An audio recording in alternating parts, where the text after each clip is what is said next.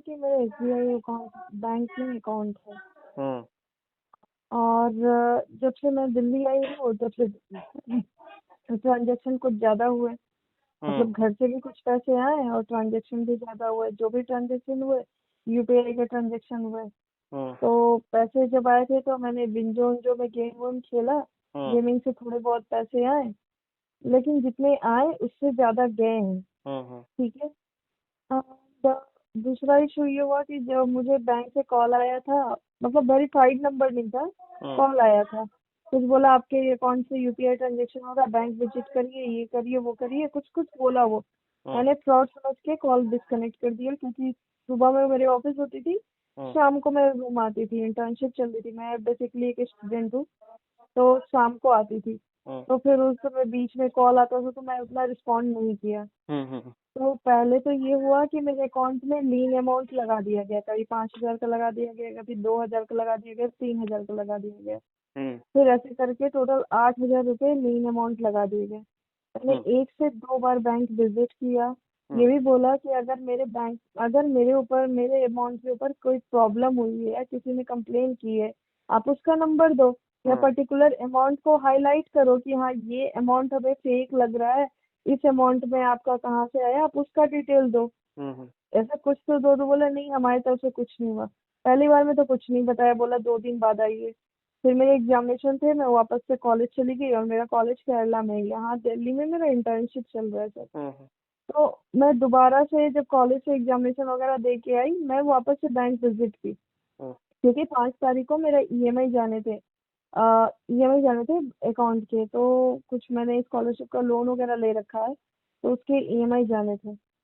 उसके लिए मैंने बैंक भेजा, क्योंकि वही मेरा मेन अकाउंट था, प्राइमरी अकाउंट था, उस हम्म पे ये सारा सिचुएशन हो गया।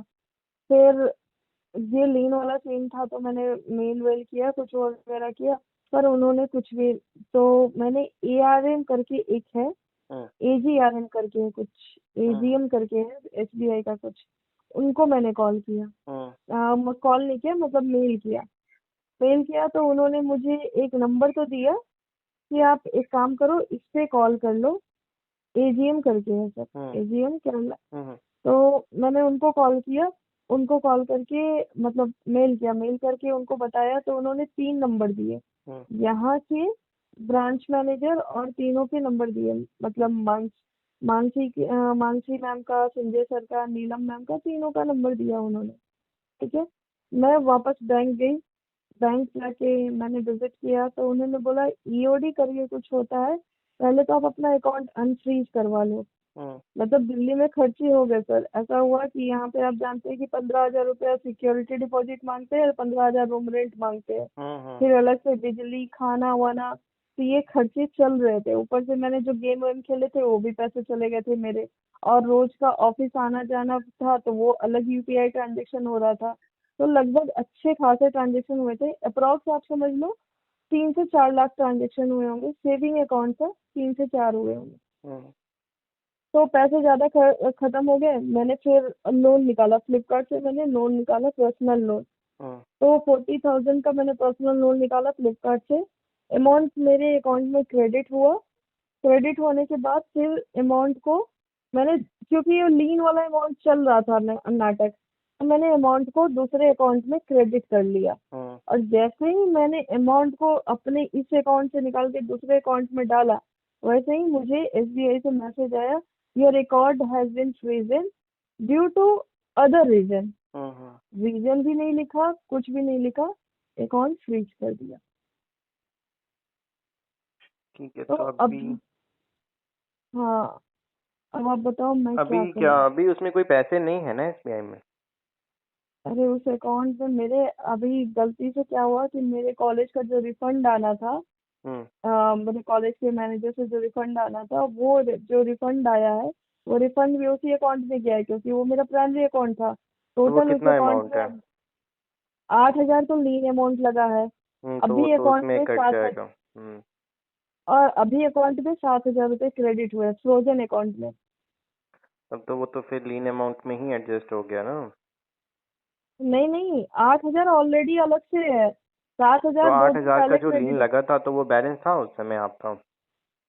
नहीं, सर हाँ, उसमें बैलेंस काट काट के उन्होंने 8,000 का कर दिया। ठीक है, देखो मैं समझ गया। देखो इन शॉर्ट में तो जो भी अकाउंट में मेन प्रॉब्लम है वो गेमिंग ऐप की वजह से है। जो भी विड्रॉल किया वो फ्रॉड का पैसा है जिसकी वजह से इशू आया है।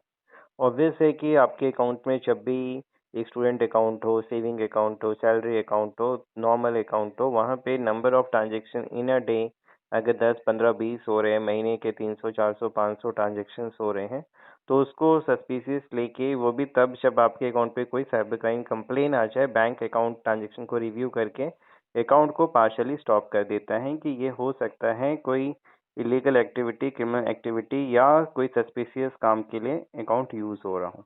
तो उस केस में जहाँ भी आपका ब्रांच है वहाँ पे विजिट करके आपको केवाईसी अपडेट करके डिक्लेरेशन देना पड़ेगा कि जो भी हैं ट्रांजेक्शन्स मैंने किए हैं, किसी अदर पर्सन को नहीं दिया था एक्सेस। और from the next time I will keep in mind कि I don't have to do so many transaction in my saving और सैलरी और दिस नॉर्मल अकाउंट। वो चीज़ें करके बैंक का काम है कि आपके अकाउंट पे जो इनिशियली उन्होंने स्टॉप लगाया है वो रिमूव कर देंगे, और जो होल्ड इन है वो तो लगा रहेगा, और उसके ऊपर का जो मनी है वो आप विड्रॉ कर पाएंगे। तो इसके लिए अभी मैं बैंक विजिट करने वाली हूँ 10 बजे, क्योंकि आज बैंक जो खुला है अमाउंट, आपके यहाँ पे? कहाँ से बात कर रहे हो? मैं गुड़गांव से बात कर रही हूँ सर। दिल्ली में? हाँ, दिल्ली में शायद खुला हूँ क्योंकि कई ब्रांचेस कई स्टेट्स में होलिका दहन को लेके बंद है। सर आप कहाँ से बात कर रहे हो? मैं दिल्ली से ही बात कर रहा हूँ।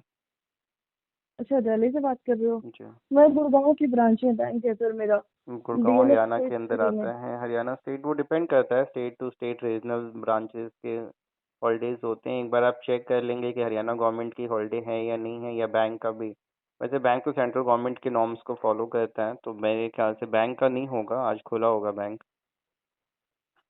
तो मेरे पास मैंने पैन कार्ड रखा है, आधार कार्ड रखा है, जो ट्रांजेक्शन हुआ मेरे कुछ ट्रांजेक्शन का पैसे है नहीं आया। कुछ हिसाब देना नहीं है। You have to just simply they says that you are using this, like you have done the personal transaction, or you can mention that you are playing a game and because of that so many transactions has taken place. From the next time you will keep that thing in your mind and you will not repeat it.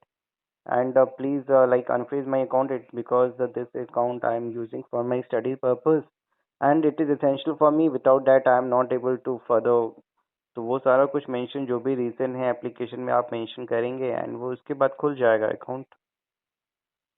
तो ये मतलब वो सामने वाले bank वाले ढंग से बात तक नहीं करते। मैंने वही मैनेजर बातें से नहीं बात करते कर। हैं, तभी तो बैंक में इनिशियली कई बार मैनेजर अच्छा ना हो तो वो कॉपरेट नहीं करता है। तो उस केस में तभी तो आप अगर उस चीज़ों को एक्सक्लेट करोगे या कंप्लेन ग्रीवांस रेज करोगे अगेंस्ट ब्रांच, तो फिर ब्रांच वाला जब पता है कि इस कस्टमर ने कंप्लेन किया तो फिर आपको सही से मतलब एड्रेस करेंगे या हेल्प करेंगे।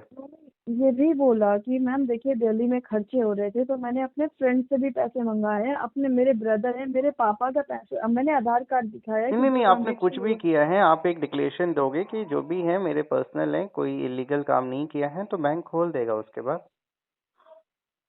बस एक ओरली डिक्लेरेशन ओरली देना कहने होगा। से कुछ नहीं होगा, एक रिटन एप्लीकेशन दो, ब्रांच नहीं सुनेगा, then you are having an option कि आप सीआरएमएस होता है बैंक का, ग्रीवांस पोर्टल है, या फिर जो आपने बताया कि मेल कर सकते हो स्टार्टिंग फ्रॉम वो आपके जोनल ऑफिसर्स होते हैं। एसबीआई में जनरल मैनेजर है, प्रिंसिपल नोडल ऑफिसर है, असिस्टेंट जनरल मैनेजर है, उनको आप कंप्लेन करोगे कॉपी टू कि that even I have submitted all my KYC document with the application giving a justification declaration of all the statements, still branch is not unfreezing my account, तो वो जब complain raise करोगे तो most probably वो branch पे सुनता है। आपका भी bank account hold link freeze हो गया है, परेशान हो लिंक कैसे हटाएं, बैंक को अनफ्रीज डिफ्रीज कैसे करें, पुलिस का नोटिस आ गया, क्या करें नहीं करें, कैसे जवाब दें, उससे कैसे बचें, आपको बताया जाएगा जिससे आपका समय, पैसा, मानसिक परेशानी बचे। जो भी आपका इशू है, मैटर है, नोटिस की कॉपी है, व्हाट्सअप करें, हेल्प लें, वीडियो को लाइक करें, चैनल को सब्सक्राइब कर लें और जुड़े रहें।